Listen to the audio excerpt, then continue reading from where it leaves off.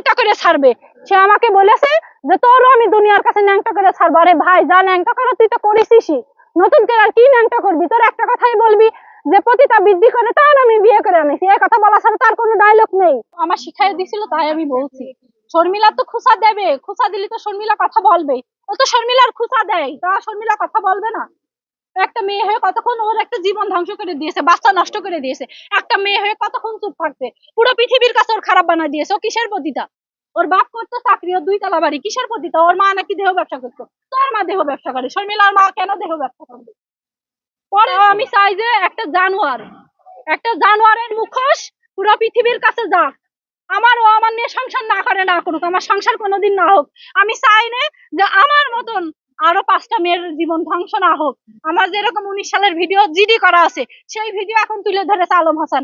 আমার মনে হয় শর্মিলার ভিতরে কোনো কিছুতেই নেই, সংযুক্ত নেই। যা করেছে সব আলম হাসান শর্মিলার আইডি নষ্ট করে দিয়েছে। শর্মিলার যে পেজ ছিল, পেজ নষ্ট করে দিয়েছে। বলেছে শর্মিলার মৃত্যুর আগ পর্যন্ত পিছন ছাড়বে না আলম হাসান। এবং আমারও এই ডায়লগ কি আরো নতুন করে যদি বলে যে আমার বউ আমার পিটাই, আমি রাস্তা দিয়ে আমার বাড়ির হাত ধরে যাচ্ছি, 100টা মেয়ের মধ্যে আমি একটা মেয়ে, আমি কি দেখতে খারাপ? আমার রেখে তুই আর একটা মেয়ে যাচ্ছে, দেখতে ভালো না, তার ওরকমকে তাকায় রয়েছিস। তোর ছেলে বলছে আব্বু তোমার এত সুন্দর বউ থাকতে তুমি আরেকটা মেয়ের দিকে কেন তাকাও? ওর যে ছোট ছেলে, সেই ছেলে বলছে, তখন ঠাস করে ছেলে দিয়েছে 100। আপনারা বিশ্বাস না হলে যে হোটেলে ছিলাম, সেই হোটেলে যেতে পারেন, ওর ব্যবহার সম্পর্কে আপনারা বুঝতে পারবেন। ওখানে যে ধস্তাধস্তি মারামারি, আমাদের ওইখানে। মার খারাপ কথা কইস, নিজের মার। আপনার দিকে আমি এই যে একটা আঙুল দিলাম, 4টা আঙুল কিন্তু আমার দিকে।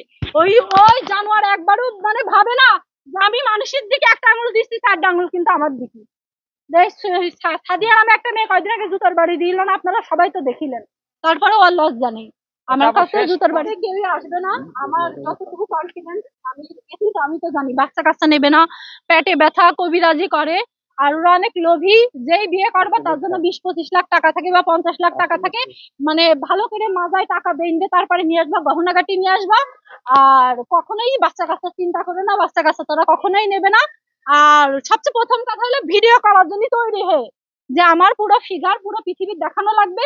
এইগুলো যদি মেনে নিতে পারো তাহলে ওর বিয়ে করবা, তাছাড়া বিয়ে করবে। ঢোকে না দিদি করেছে না, দেখেন আমার স্পষ্ট ফিগার বোঝা যায়, সব ভিডিও করে, আমি তো করি না ভিডিও। ছিল না আমি শাড়ি পরছিলাম, ও আমার শাড়ি পরতে বলিনি, যেটা সত্যি কথা সেটা। শাড়ি পরছিলাম তখন, আমি পরছি এমনি ভাই সারপ্রাইজ দেওয়ার জন্য, কিন্তু ও দেখে ভিডিও করাচ্ছে। মিয়া তো দেখেন না, মিয়া ওর ডয়ারে, আমার বাসায় যে ডয়ার আছে সেই ডয়ারে টাকা আছে, আমি জানি না আছে কিনা, আমি টাকা নিয়ে আসি। আকার ইঙ্গিত দিয়ে ও আসলে খুঁটা মারে। আমি তো এগুলো আমার পছন্দ না, কেন তুমি এগুলো লাগছে? ওর তো সবার কাছে দুনিয়ার কাছে খারাপ বানাইছো, তুমি ওকে ছেড়ে দাও, আমার নিয়ে সংসার করো। আমরা তো ভালো আছি, ভালো থাকি, সমস্যা কি? গাড়ি খেয়েছো, গাড়ি বাড়ি সব পাবা তুমি।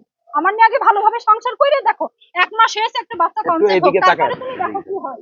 এই কথা আমি বলেছি, কিন্তু না, সে শর্মিলার জীবন না ধ্বংস করা পর্যন্ত তার ক্ষান্ত নেই। সে শর্মিলার নিয়ে কথা বলবে, আকার ইঙ্গিতে খালি